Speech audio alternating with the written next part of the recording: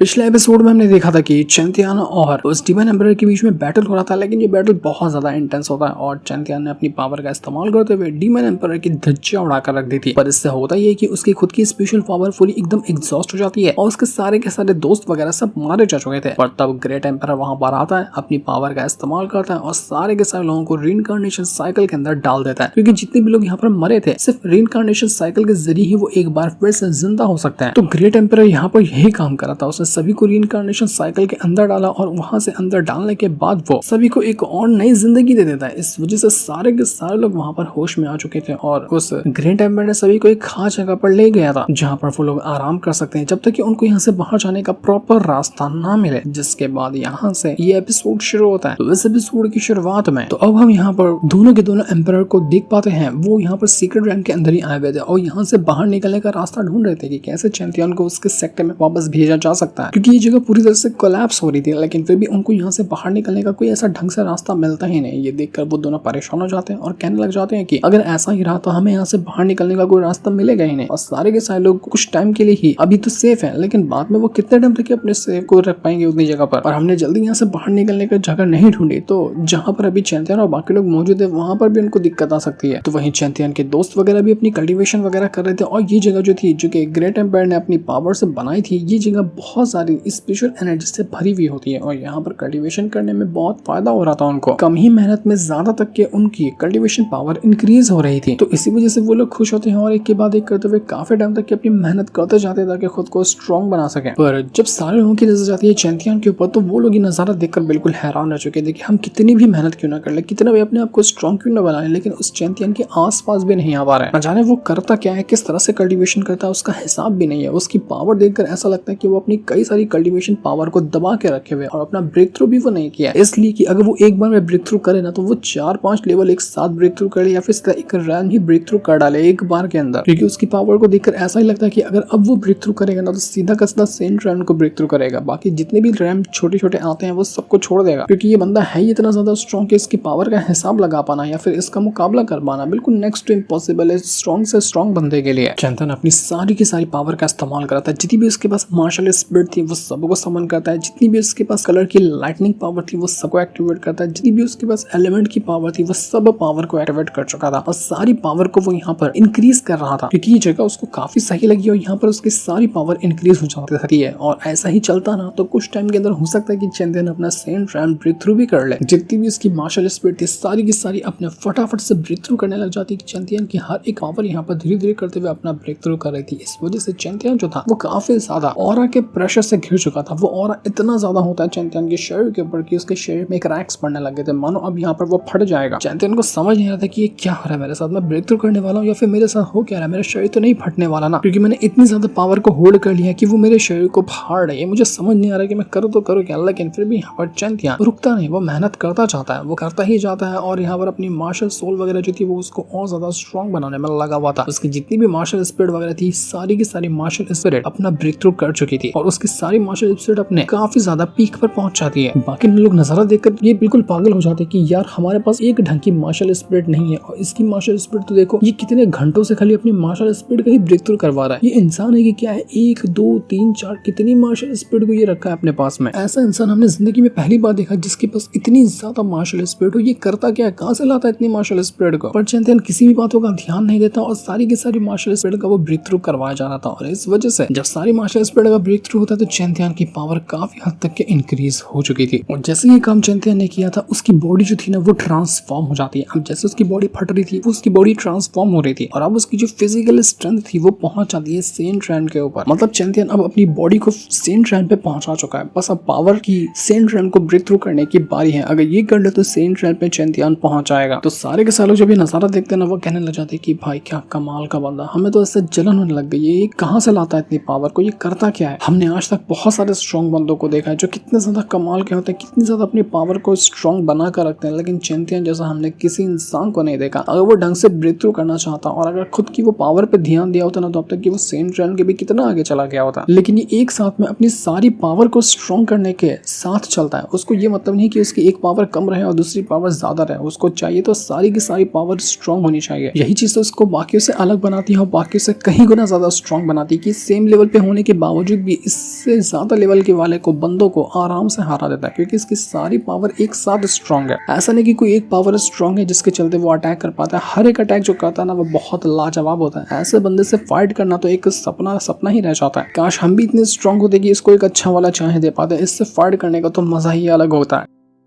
जिसके बाद देखते ही देखते वहां पर आसमान का रंग बदलने लग जाता है और बहुत ही भयंकर बिजलियां गिरने लग गई थी। ऐसा लग रहा था कि कोई ट्रिबुलेशन क्रिएट हो रहा है। सभी लोग तो डर जाते हैं कि ये क्या हो रहा है, अभी आसमान ऐसा रंग क्यों बदल गया। लेकिन चैंपियन बड़ा खुश था। वो कहने लग जाता है कि लगता है कि आज हेवन मेरे ऊपर मेहरबान है और आज मेरा हेल्प कर देगा मेरा सेंट रैम ब्रेक थ्रू करने में। मैंने सेंट रैम की फिजिकल स्ट्रेंथ तो हासिल कर लिया, बस अब कल्टीवेशन स्ट्रेंथ को ले जाना है सेंट रैम के ऊपर। जिसके बाद देखते ही देखते वो जो पूरा ट्रिबुलेशन था चैंपियन के ऊपर आकर गिरने लग जाता है और इस ट्रिबुलेशन को कहा जाता है सेंट ब्रेकिंग थंडर ट्रिबुलेशन। मतलब अगर कोई इस ट्रिबुलेशन को पार कर लेना, इसको झेल जाए, तो ऑलमोस्ट उसके पास चांस हो जाता है कि वो सेंट रैम ब्रेक तो कर लेगा। और चैंपियन के साथ भी ऐसा ही होगा। अगर वो ट्रिबुलेशन को झेल लेता है तो वो चला जाएगा सेंट रैम के ऊपर। ये ट्रिबुलेशन बहुत स्ट्रॉन्ग था, इतना स्ट्रॉन्ग कि अगर वो किसी के ऊपर एक भी अटैक देकर मार देना तो पूरा इलाका ही यहाँ से डिस्ट्रॉय होकर गायब हो जाए। और वो सारे के सारे ट्रिबुलेशन जो अटैक थे ना वो मार रहा था चैंपियन के ऊपर, एक के बाद एक करते हुए चैंपियन के ऊपर वो अपने सारे अटैक गिराता। तो ये देखकर सभी लोग कहने जाते क्या सच में चैंपियन इस चीज को सर्वाइव कर पाएगा। हमें लगता है ये बहुत मुश्किल होगा उसके लिए, क्योंकि इतनी ज्यादा खतरनाक थंडर की पावर किसी के ऊपर गिरना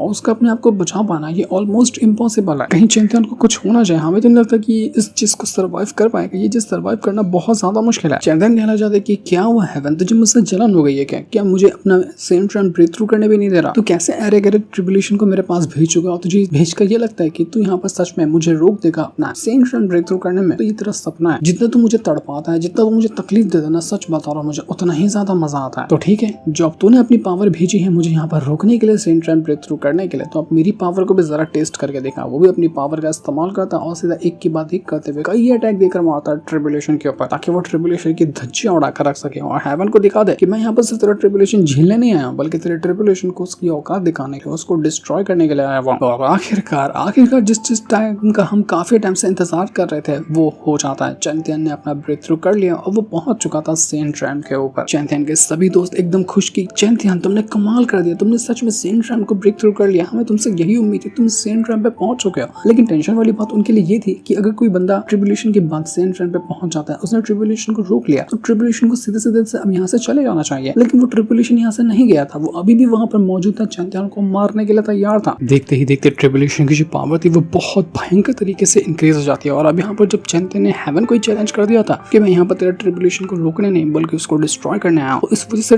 हेवन ने अपने आप को ईगो पे ले लिया और वो भेज चुका था अपने ट्रिबुलेशन को और ज्यादा स्ट्रॉन्ग तरीके से चैंपियन को मारने के लिए कि ठीक है, जब तुम मुझसे इतनी नफरत करता है ना तो अब मेरे इस अटैक को रोक कर देगा। और चैंपियन और हेवन के बीच में तो पंगा हमेशा से चलता हुआ ही है, वो कभी भी हेवन को मानता ही नहीं है। उसकी नजर में हेवन उसका एक सिर्फ दुश्मन है। वो जो ट्रिबुलेशन था अपने अंदर से आवाज निकालते हुए चैंपियन से ये कह रहा था कि तूने जिस रास्ते को चलने की कोशिश की है, जो हेवन के खिलाफ तो जाने की कोशिश कर रहा है ना, याद रखना हेवन कभी इस बात को भूलता नहीं है। और वही चीज करने के लिए मैं यहाँ पर तेरे पास आया हूँ। जितने भी चैंपियन के दोस्त है ना वो कहने लग जाते हैं कि हमने इस ट्रिबुलेशन के बारे में सुना है। ये ट्रिबुलेशन तब क्रिएट होता है जब कोई बंदा अपना डिवाइन रैम ब्रेक थ्रू कर रहा होता है। मतलब ये तो अभी चैंपियन ने सेंट रैम को ब्रेक थ्रू किया, उसके बाद आता है डिवाइन रैम। और अभी यहाँ पर उस हेवन ने सीधा डिवाइन रैम वाला ट्रिबुलेशन चैंपियन को मारने के लिए भेज दिया कि चैंपियन ने जब इतना बड़ा चैलेंज किया हेवन को, तो वो डिवाइन रैम के ट्रिबुलेशन को रोक कर दिखाए, और अगर नहीं तो ये ट्रिबुलेशन उसकी जान ले लेगा। तो चैंपियन कहता है कि अच्छा ऐसी बात है, तो यहाँ पर मुझे टेस्ट करना चाहता है कि मेरी काबिलियत कितनी है, तो फिर ठीक है, तेरे इस ट्रिबुलेशन को भी मैं तेरे आंखों के सामने डिस्ट्रॉय कर दूंगा। वो तुरंत अपनी पावर का इस्तेमाल करता और जिससे डिवाइन ट्रिबुलेशन जो आया हुआ था उसके ऊपर अटैक देकर मारता है, जिस वजह से वो ट्रिबुलेशन काफी हद तक के डैमेज हुआ था। लेकिन अभी भी वो ट्रिबुलेशन खत्म नहीं हुआ था। वो ट्रिबुलेशन सच में बहुत ज्यादा स्ट्रॉन्ग होता है और करोड़ों की तादाद में स्वॉर्ड जो थी वो चैंपियन को घेर चुकी थी और वो उसकी जान लेने की कोशिश करती है। यहाँ पर सीन इतना भयंकर हो गया था कि पता ही नहीं चलता कि चैंपियन बच भी पाया या फिर नहीं बच पाया, क्योंकि हर तरफ बिल्कुल और ही और फैला हुआ था। कोई नहीं जानता कि असल में यहाँ पर हुआ तो हुआ क्या। इसके बाद सब स्वॉर्ड एम्पायर और बाकी लोग यहाँ पर आते हैं तो वो ये देखकर एकदम परेशान हो जाती है, ये क्या हुआ, यहाँ पर सारी की सारी चीजें बर्बाद कैसे हो गई। तब जाकर स्वॉर्ड एम्पायर की नजर जाती है चैंपियन के ऊपर, जो पूरी तरह से खून में सना हुआ था, अधमरा हो चुका था, पूरा उसका शरीर फटा हुआ होता है। लेकिन यहाँ पर स्वॉर्ड एम्पायर समझ चुका था कि अभी चैंपियन ने कौन सा कारनामा करके देखा है। वो चैंपियन से कहता है कि चैंपियन तुमने कमाल कर दिया, तुम सेंट रैम पे होने के बावजूद डिवाइन रैम के ट्रिबुलेशन को झेल गए। ये जो तुमने कारनामा किया है ना, अपनी जो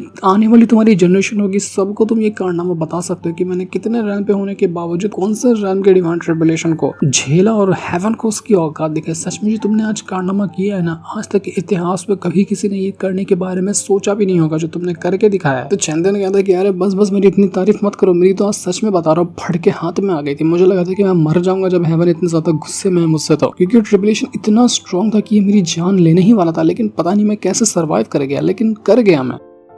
तो दूसरा वाला जो एम्परर था वो यहाँ पर कहना चाहता है कि देखो यहाँ से वहां जाने का रास्ता तो ऑलमोस्ट खत्म हो चुका है, बाहर नहीं जाया जा सकता, लेकिन मेरे पास एक दूसरा तरीका है जिसका इस्तेमाल करते हुए मैं तुम लोगों को यहाँ से बाहर निकाल सकता हूँ। स्वॉर्ड एम्परर दूसरे एम्परर से कहता है कि मुझे पता है कि तुम क्या करने के बारे में सोच रहे हो, लेकिन तुम ये मत करना क्योंकि ये चीज सही नहीं है, ये बहुत ज्यादा खतरनाक होगी। लेकिन दूसरा एम्परर कहता है कि तो क्या तुम्हारे पास दूसरा कोई ऑप्शन है? कोई ऑप्शन नहीं है ना हमारे पास, हमें ये करना ही पड़ेगा, मजबूरी है। अगर हम ये नहीं करेंगे तो यहाँ से किसी को भी बाहर नहीं निकाल पाएंगे। वो चैंतियन से कहना चाहते हैं कि चैंतियन, जिस ट्रिब्यूलेशन को अभी तुमने झेला है ना डिवाइन रैन के ट्रिब्यूलेशन के अंदर, उसकी जो लाइटनिंग पावर थी वो अभी भी यहाँ पर मौजूद है। और ये लाइटनिंग पावर इतनी ज्यादा स्ट्रॉन्ग होती है कि अगर तुम इसका सही से इस्तेमाल कर लो तो ये किसी भी स्पेस वर्ल्ड को, किसी भी स्पेशल वर्ल्ड को या किसी भी जगह पर तुम क्यों ना फंसे हुए हो उसको फाड़ सकती है। और अभी जो तुमने डिवाइन ट्रिब्यूलेशन को झेला है ना, उसकी लाइटनिंग पावर का असर अभी भी तुम्हारे अंदर है। तो मैं क्या कह रहा हूँ तुमसे कि तुम इसे लाइटनिंग का इस्तेमाल करो और इस वॉइड स्पेस को जहाँ पर तुम मौजूद है इसको डिस्ट्रॉय करने की कोशिश करो, जिससे होगा ये कि तुम सीधा सीक्रेट रैन के बाहर निकल कर आ जाओगे। चैंपियन कहता है कि अरे आप सच कह रहे हैं क्या? मैं यहाँ पर ये डिवाइन लाइटनिंग की जो पावर थी उसको एक बार फिर से यूज करूँ क्या? ये लाइटनिंग पावर का इस्तेमाल करते हुए मैं इस बैरियर को तोड़ूं, ये थोड़ा ज्यादा मुश्किल नहीं होगा? क्योंकि कभी भी मैंने इतनी ज्यादा प्योर लाइटनिंग पावर का इस्तेमाल नहीं किया, क्योंकि ये ट्रिब्यूलेशन की पावर एकदम प्योर लाइटनिंग से बनी हुई थी। दूसरा एम्परर कहता है कि चैंपियन तुम ट्राई करो, तुम बस यहाँ पर उस लाइटनिंग पावर का इस्तेमाल करते हुए अटैक देकर मारो, उसके बाद जो भी होगा ना पैसेज क्रिएट करना तुम्हें यहाँ से बाहर निकलने का, वो सब हम संभाल लेंगे। लेकिन तुमने अभी यहाँ पर डिवाइन लाइटनिंग के ट्रिब्यूलेशन को हैंडल किया तो उससे तुम ही ये अटैक देकर मार सकते हो, क्योंकि तुम्हारे ऊपर ये डिपेंड करेगा सबको यहाँ से बाहर निकालना। अगर तुम ये नहीं कर पाते हो तो फिर देख लेना कि कोई भी यहाँ से बाहर नहीं जा पाएगा और ये भी जगह कुछ टाइम के अंदर डिस्ट्रॉय हो जाएगी। चैंपियन कैसा है कि अगर ऐसी बात है तो ठीक है, मैं ये करने के लिए तैयार हूँ। तो एम्परर भी कहना चाहते कि चलो अच्छी बात है कि तुम इसके लिए तैयार हो, क्योंकि अगर यहाँ पर तुम फेल हुए ना तो याद रखना तुम्हारे तो लाशों के टुकड़े भी नहीं मिलेंगे और तुम्हारे साथ साथ हम सब के यहाँ पर लाशों के टुकड़े नहीं मिलने वाले। हम सब इस स्पेस वॉइड के अंदर कहीं खो जाएंगे और पता भी नहीं चलेगा, हमारा एग्जिस्टेंस ही खत्म हो जाएगा। इसलिए जो कर रहे हो ना बड़ा सोच समझ के करना और इसको कामयाबी के साथ करने की कोशिश करना। तब चैंपियन तुरंत अपनी पावर का इस्तेमाल करता है और अपनी पावर का इस्तेमाल करते हुए जो डिवाइन लाइटनिंग का फॉर्मेशन आया हुआ था ट्रिब्यूलेशन वाला, उसके अंदर अटैक देकर मार देता है, जिस वजह से वहां पर एक सच में पोर्टल ओपन हो गया था। उसने उसी लाइटनिंग की पावर का इस्तेमाल करते हुए उस लाइटनिंग के अंदर ही एक पोर्टल क्रिएट किया। जैसे ये हुआ था यहाँ पर वो जो पोर्टल खुला होता है, दूसरा एम्परर उस पोर्टल को सीधा बाहर के वर्ल्ड के साथ कनेक्ट कर देता है और कहता है सभी से कि देखो चैंपियन तुमने ये कर दिखाया, सभी को बोलो कि इस पोर्टल के जरिए बाहर निकले, इसके जरिए हम इस जगह से बाहर निकल सकते हैं। तो चैंपियन और बाकी जितने भी लोग थे वो उस पोर्टल के अंदर घुसने की कोशिश करते हैं, लेकिन दिक्कत ये हो जाती है कि जैसे ही चैंपियन पोर्टल के अंदर जाने वाला था एक बार फिर से वो जो डिवाइन ट्रिब्यूलेशन था वो चैंपियन के पीछे पड़ जाता है कि नहीं मैं तुम्हें इतनी आसानी से जाने नहीं दूंगा, भले से बाकी लोग चले जाए मुझे उससे फर्क नहीं पड़ता। लेकिन आज जो चैंपियन ने हेवन को चैलेंज किया, हेवन यहाँ पर नहीं रुकने वाला था। उसने एक बार फिर से पूरे की पूरे लाइटनिंग ट्रिब्यूलेशन को क्रिएट किया और चैंपियन के ऊपर अटैक मारने के लिए वो तैयार था। चैंपियन परेशान किया, अब वो क्या करे, कैसे बचाएगा वो अपने आप को। तो जैसे ये डिवाइन लाइटनिंग का ट्रिब्यूलेशन चैंपियन के पीछे आ रहा था, दूसरा वाला जो एम्परर होता है वो चैंपियन को पोर्टल के अंदर भेजते हुए कहते कि चैंपियन तुम यहाँ से जाओ, मैं इस ट्रिब्यूलेशन को खुद पर झेलने वाला हूँ, तुम्हें मेरे बारे में फिक्र करने की जरूरत नहीं है। अगर तुमने मुझे नहीं बचाया होता तो वैसे भी मैं एक खत्म ही था, मेरी कोई औकात ही नहीं थी, मैं कब का खत्म हो गया होता। लेकिन